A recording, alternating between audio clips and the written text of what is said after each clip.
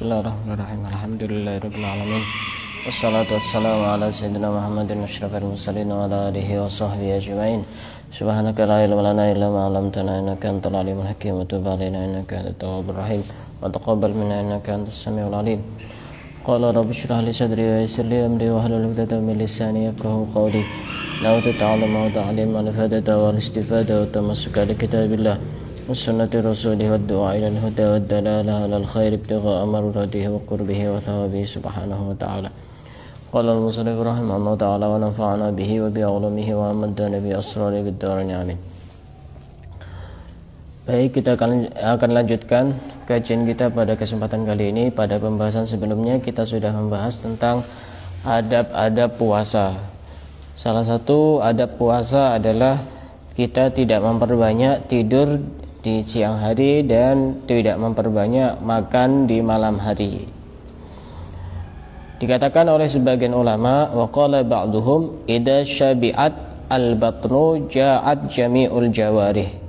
Ketika perut ini kenyang, maka anggota tubuh itu menjadi lapar. Wa idza ja'at al-batnu syabi'at jami'ul jawarih. Dan jika perut ini lapar, maka semua anggota tubuh itu menjadi kenyang. Paham enggak? Paham enggak? Ketika perut ini kenyang, maka semua anggota tubuh lapar. Dan ketika perut ini lapar, maka anggota tubuh kenyang. Paham enggak?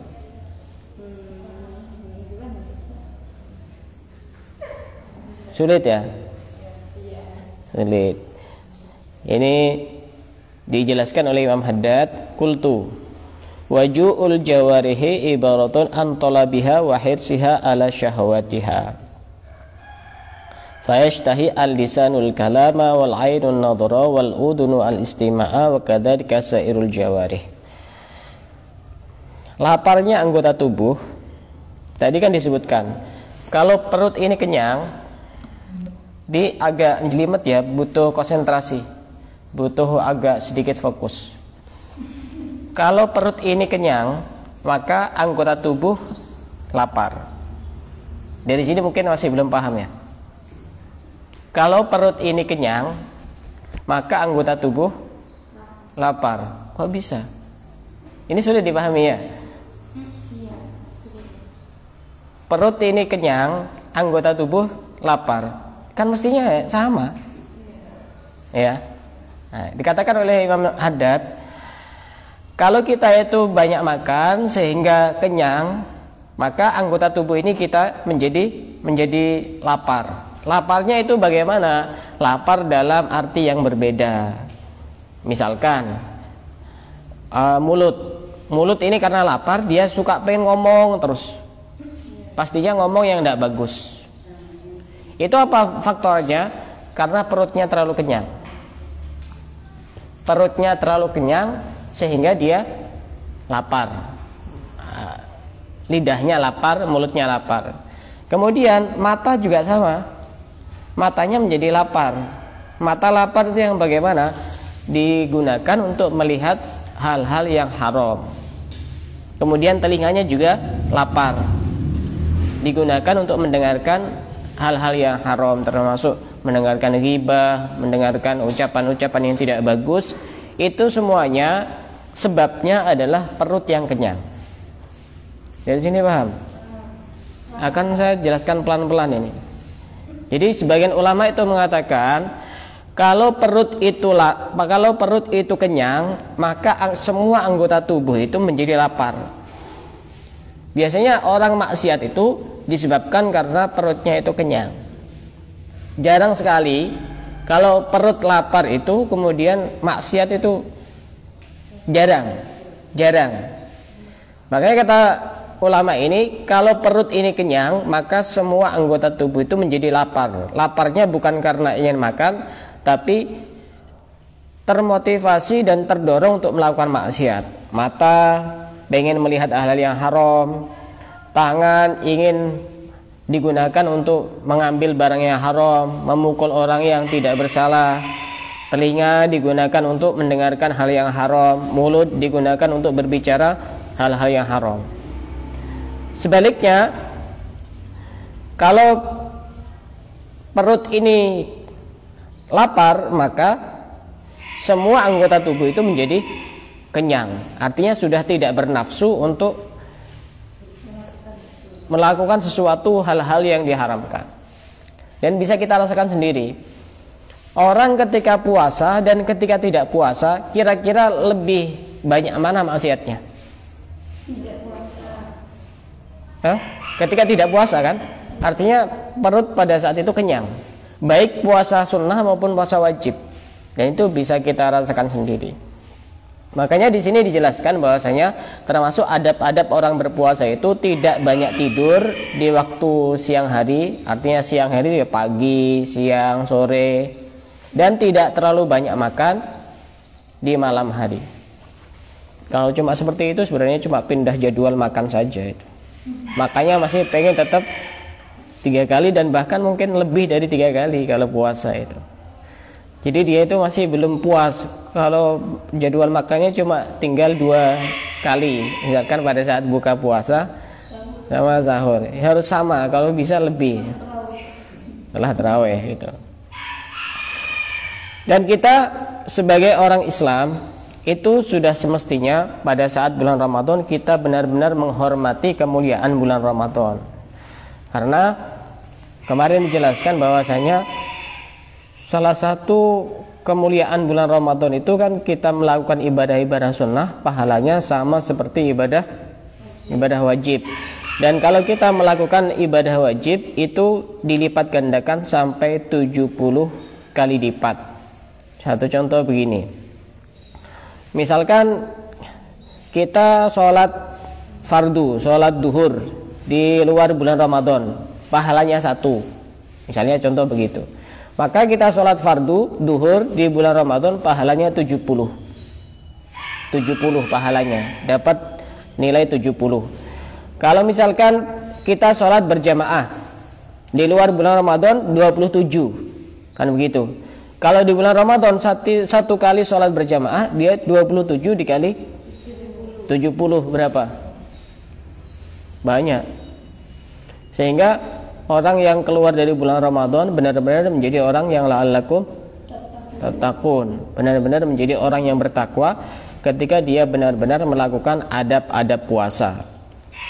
Dikatakan oleh Imam Haddad, wa kama yanbaghi lil mu'mini ayastaksira minal a'mali sholihati fi hadzal syahri wa yusari'u fiha, kadzalika yanbaghi lahu ayyubaligha fit taharruzi anil mukhalafati wa yakunu fi nihayatil bu'di anha. Sebagaimana kita dianjurkan untuk memperbanyak amal soleh pada waktu bulan Ramadan, termasuk baca Quran, termasuk sedekah, termasuk berzikir, apalagi baca sholawat, silaturahim. Kita dianjurkan untuk memperbanyak amal-amal soleh di bulan Ramadan karena dilipat gandakan. Maka begitu juga kita dianjurkan untuk sebisa mungkin menjauhi hal-hal yang diharamkan oleh Allah, menjauhi maksiat kepada Allah. Dengarkan ini, ada satu pesan penting dari Imam Haddad. Fa innal ma'asi fil awqatil fadilati yakunu ismuha 'aziman wa wizruha katsiran.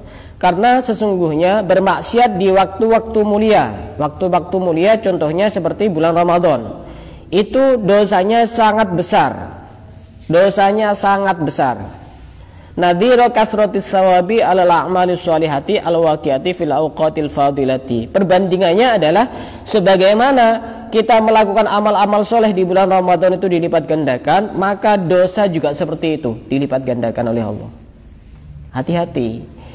Pada saat bulan Ramadan itu benar-benar direm itu mulutnya biar tidak ghibah. Ghibah di luar bulan Ramadan hukumnya apa? Dosa. Di bulan Ramadan lebih dosa. Jadi begini perbandingannya. Misal dosa ghibah di luar bulan Ramadan misalkan dosanya 10, maka bisa jadi di bulan Ramadan bisa menjadi 100. Apalagi pas ghibah pada malam Lailatul Qadar, alfi syahrin, 1000 bulan. 1000 bulan itu 83 tahun 4 bulan. Berarti seakan-akan dia ghibah selama itu 83 tahun. Sebenarnya kalau kita ingin mendapatkan Lailatul Qadar itu sangat gampang sekali. Pokok kita setiap malam itu sholat maghrib berjamaah, sholat isya berjamaah, sholat taraweh, sholat subuh berjamaah, dijamin dapat Lailatul Qadar. Karena itu sudah dikatakan orang yang menghidupkan malam bulan Ramadan. Dan kita tidak usah pilih-pilih. Oh, ini masih belum 10 hari terakhir bulan Ramadan, karena menurut pendapat yang kuat bahwasanya Lailatul Qadar itu rahasia. Lailatul Qadar itu rahasia, tidak ada yang tahu. Ketika ada satu pendapat yang mengatakan bahwa kebanyakan Lailatul Qadar itu ada di 10 hari terakhir bulan Ramadan, itu kan kebanyakan, tapi masih belum jelas. Tanggal berapa. Itu hanya menurut pengalaman para ulama-ulama terdahulu. Biasanya yang paling sering Lailatul Qadar itu jatuh misalkan malam 27. Tapi setiap tahunnya belum tentu beda, belum tentu sama. Makanya kita setiap malamnya itu harus berusaha semaksimal mungkin untuk beribadah ya semampu kita. Ya jangan sampai minimal tarawih jangan sampai bolong. Masa terus sholat tarawih di malam pertama penuh masjidnya sampai ke shaf yang paling belakang. Tak muat ya. Coba nanti 10 hari terakhir bulan Ramadan semakin ada kemajuan. Maju shafnya itu. Ini kan kebalik.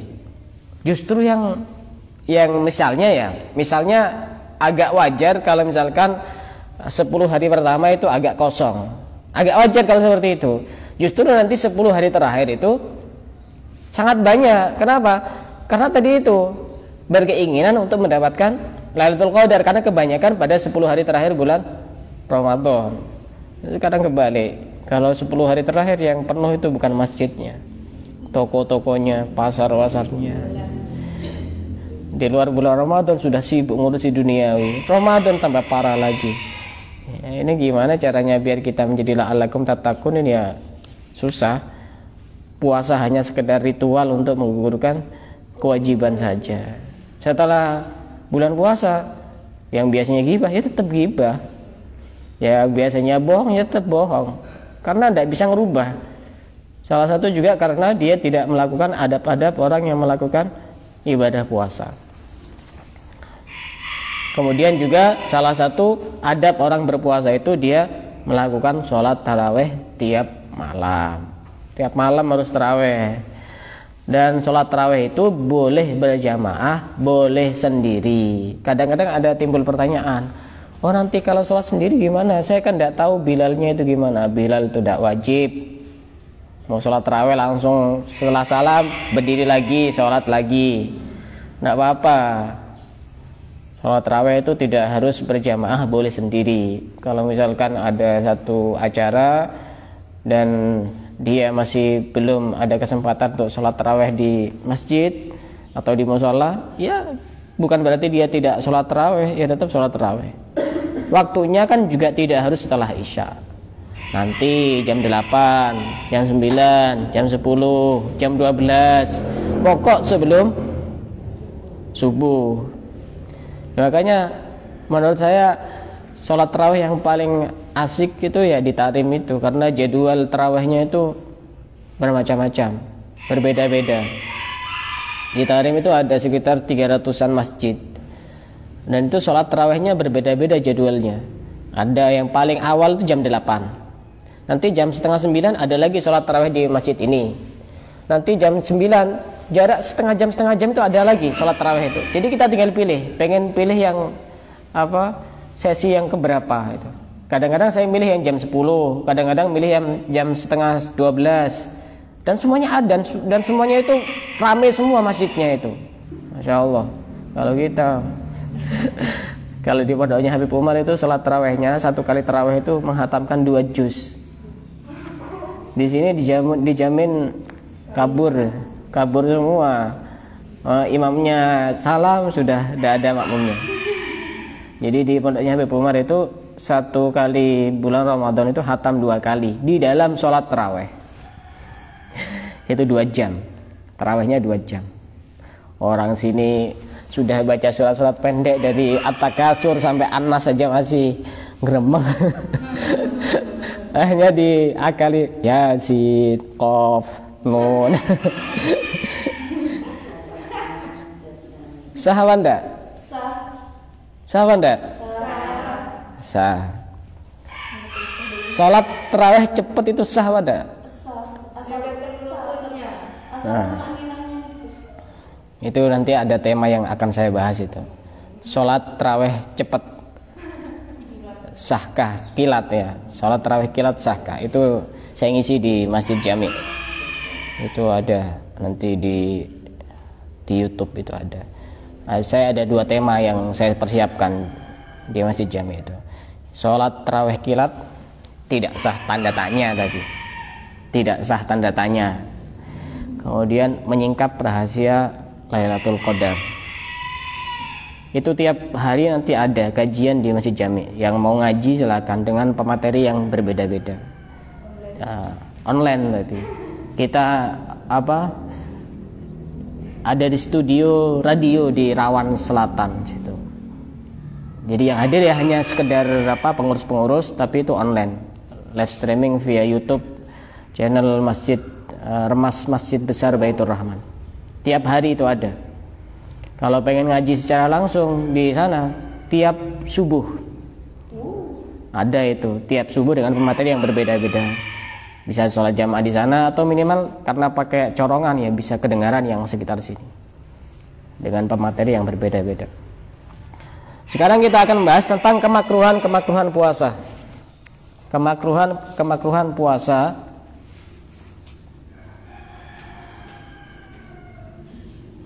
Pertama,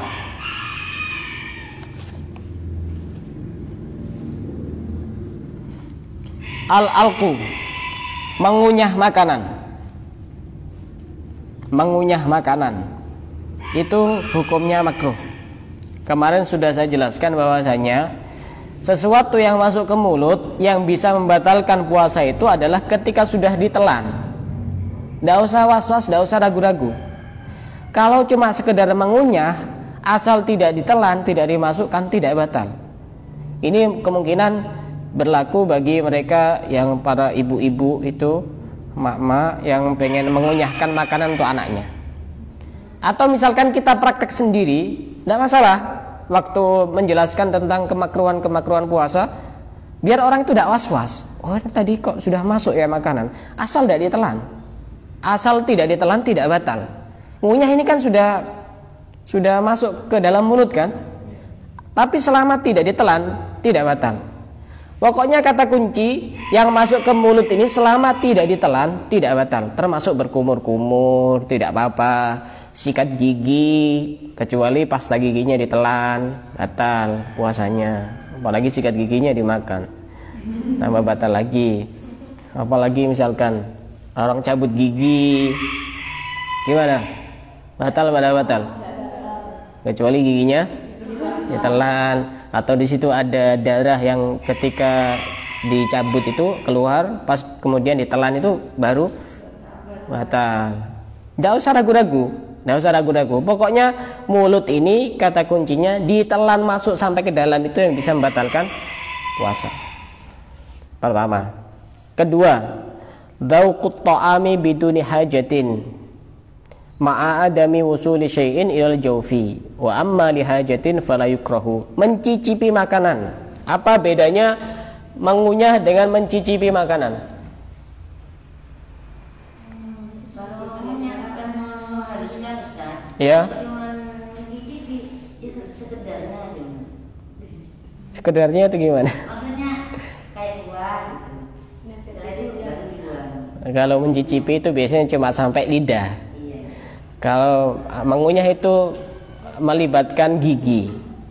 Nah, sama-sama hukumnya makruh dan bisa batal ketika sampai ditelan. Tapi ada mencicipi makanan itu yang tidak makruh ketika memang dibutuhkan. Contohnya gimana? orang yang masih belum profesional untuk masak. Ini kan biasanya dia tidak tahu ini masakannya itu sudah enak apa, kurang garam apa, kurang apa namanya, bukan, jangan micin. Kurang gula, kalau saya tidak pakai micin makan. Kurang gula, macam-macam, itu boleh dicicipi karena ada hajat, maka tidak makruh. Yang makruh itu orang yang sudah terbiasa masak dan biasanya dia tanpa mencicipi, ini biasanya makanannya sudah pas, sudah takarannya, rasanya sudah pas, kemudian dia mencicipi pada saat sebelum buka puasa, itu makruh karena tidak ada perlunya. Kalau ada hajat, misalkan yang baru nikah begitu, masak, mencicipi makanan, itu boleh. Mencicipi itu cuma sampai lidahnya. Kalau pas misalnya dia masak rawon, mencicipi satu daging, potong daging ya bukan mencicipi, itu namanya makan. Masuk ke situ tidak apa-apa. Kalau pada saat masak ada asap-asap, aroma-aroma yang masuk ke hidung, gimana? Batal apa tidak batal? Tidak apa, tidak batal. Tapi kalau dia tertarik, penasaran, kemudian diminum kuahnya, batal. Kadang juga ada pertanyaan yang mungkin juga sering ditanyakan. Kadang-kadang yang pernah ngaji juga bingung mau jawab. Katanya kalau bulan puasa, kalau lagi puasa nangis itu batal. Dari mananya batal itu? Nangis itu tidak ada, tidak termasuk hal-hal yang membatalkan puasa. Rata-rata yang membatalkan puasa itu yang masuk, bukan yang keluar. Yang keluar itu hanya dua yang membatalkan puasa. Keluar dengan sengaja, mengeluarkan mani dengan sengaja, atau berjima, ini juga sesuatu yang keluar. Yang kedua, muntah dengan sengaja.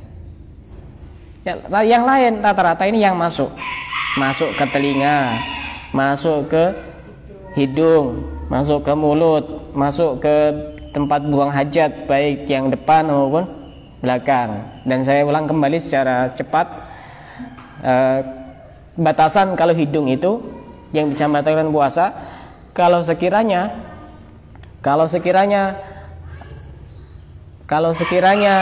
ini terkena air, kemudian ini kerasa kayak pilek, kayak panas, baru ketika nyampe situ batal. Ya, itu batasannya. Jadi kalau misalkan ada orang ngupil seperti ini, mau pakai jari yang mana saja, mau pakai jempol, ini, tidak batal puasanya, karena tidak sampai batas yang ini. Lain lagi, orang swab antigen. Tahu swab antigen? Saya baru merasakan kemarin itu.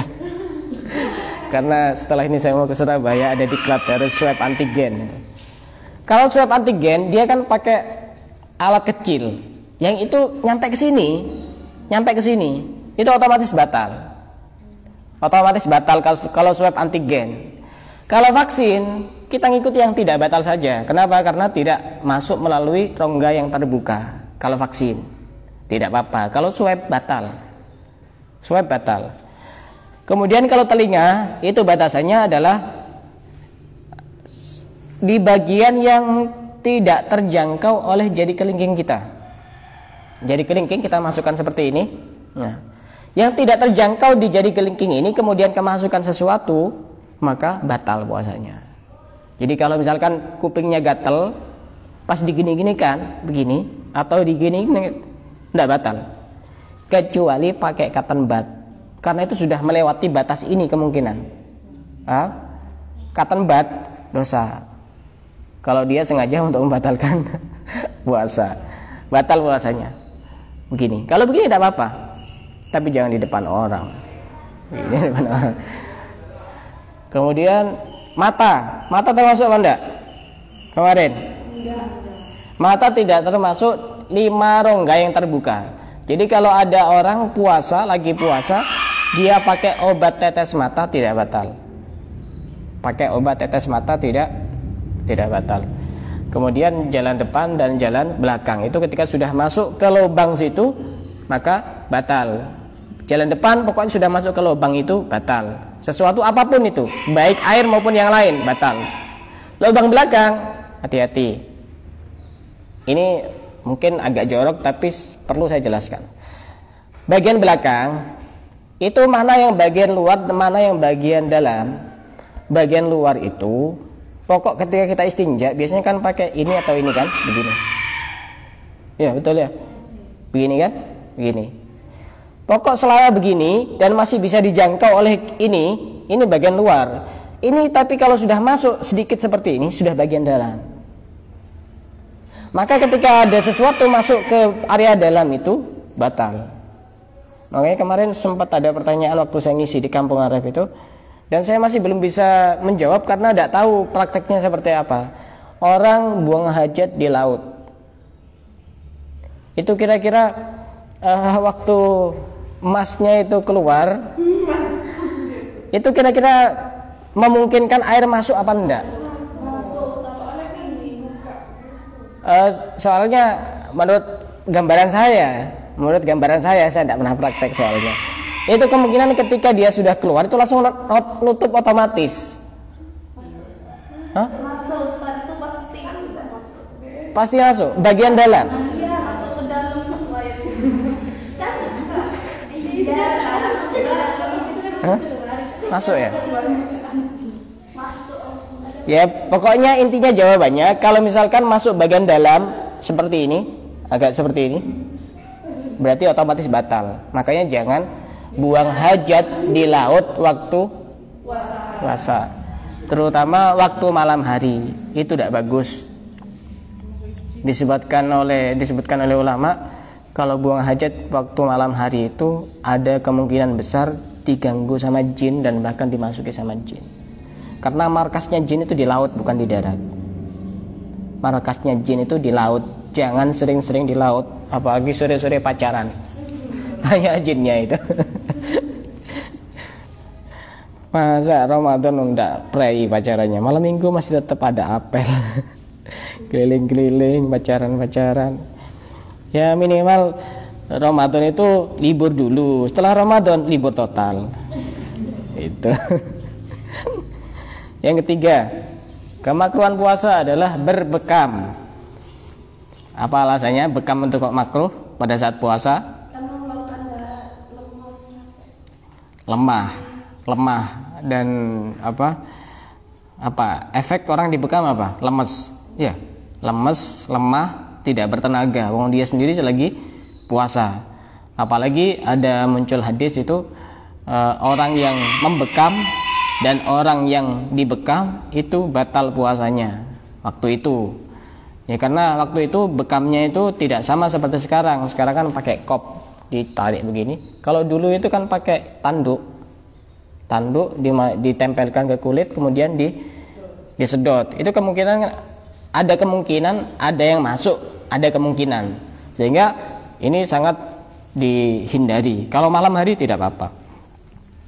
Kemudian termasuk kemakruhan puasa adalah majul ma'i ba'dal iftar, mengeluarkan air setelah berbuka.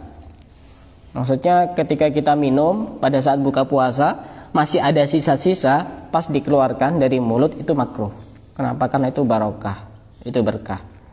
Langsung masukkan semuanya. Tapi kemarin sudah dijelaskan termasuk kesunahan itu mendahulukan kurma dulu, baru kemudian air. Ketika tidak ada kurma langsung air, jangan yang lain dulu, air dulu. Itu agar mendapatkan kesunahan. Yang kelima, kemakruhan puasa adalah al-ghuslu bil ingrimas, mandi dengan menyelam. Walau kan al-ghuslu wajiban, walaupun mandinya itu adalah mandi wajib. Maka ini terjadi perbedaan di antara para ulama. Walaupun kita mandinya wajib, kalau menyelam dan ada air yang masuk walaupun tidak disengaja, itu ada yang berpendapat bahwa puasanya tetap batal. Kalau mandinya menyelam, bukan mandi dengan cara seperti ini.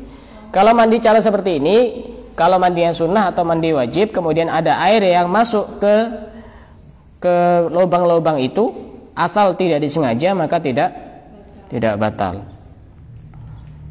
Itu biasanya di laut. Kemudian yang keenam, as-siwaku ba'da zawal. Siwak setelah duhur itu makruh. Jadi sikat gigi setelah duhur itu makruh. Tapi ada pendapat lain, menurut Al-Imam An-Nawawi tidak makruh. Intinya sikat gigi itu tidak membatalkan puasa, baik pagi, siang, sore tidak batal puasanya. Makanya kita jangan gampang terpengaruh dengan ucapan-ucapan orang-orang awam yang tidak tahu apa-apa. Ayo cepetan sikat gigi, mumpung belum imsak. Bukan, subuh biasanya, mumpung belum imsak. Dan apa hubungannya sikat gigi sama imsak? Imsak pun juga masih belum masuk waktunya puasa, sehingga tidak apa-apa. Yang berikutnya, banyak tidur dan terlalu kenyang, itu makruh. Ini sudah kebiasaan kita, itu banyak melakukan kemakruhan. Kalau siang banyak tidur, kalau malam banyak makan, itu makruh. Makruh itu apa? Kalau dikerjakan tidak berdosa, kalau ditinggalkan dapat pahala. Sudah tahu semua. Itu beberapa hal yang dimakruhkan pada saat kita berpuasa, baik puasa Ramadan maupun puasa-puasa yang lain. Dari sini ada yang mau ditanyakan? Silakan yang mau tanya. Iya. Siapa namanya? Oh iya, tanya apa?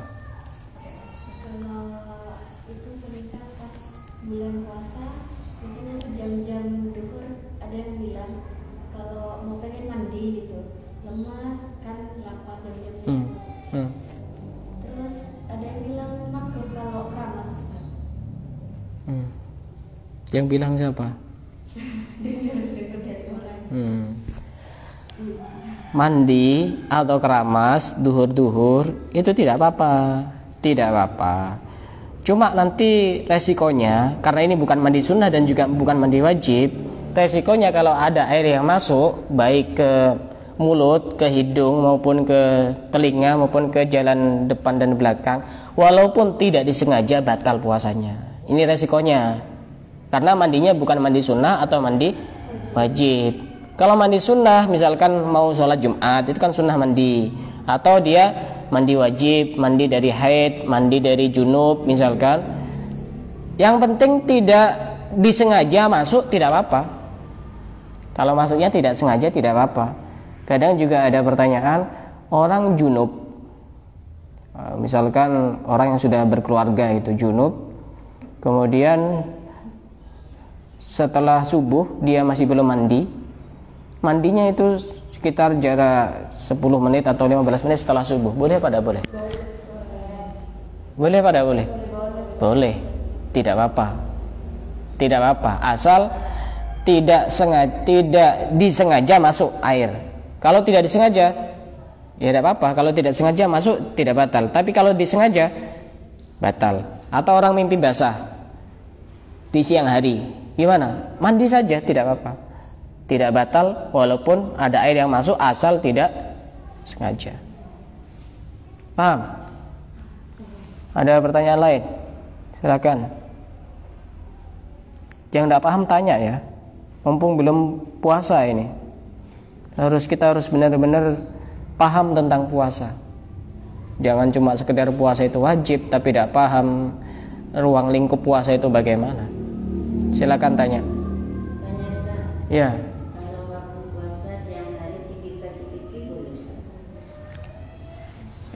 Tergantung cipika-cipiki. Yang pasti pertama, kalau bukan dengan yang halal, pertama hukumnya haram, dosa.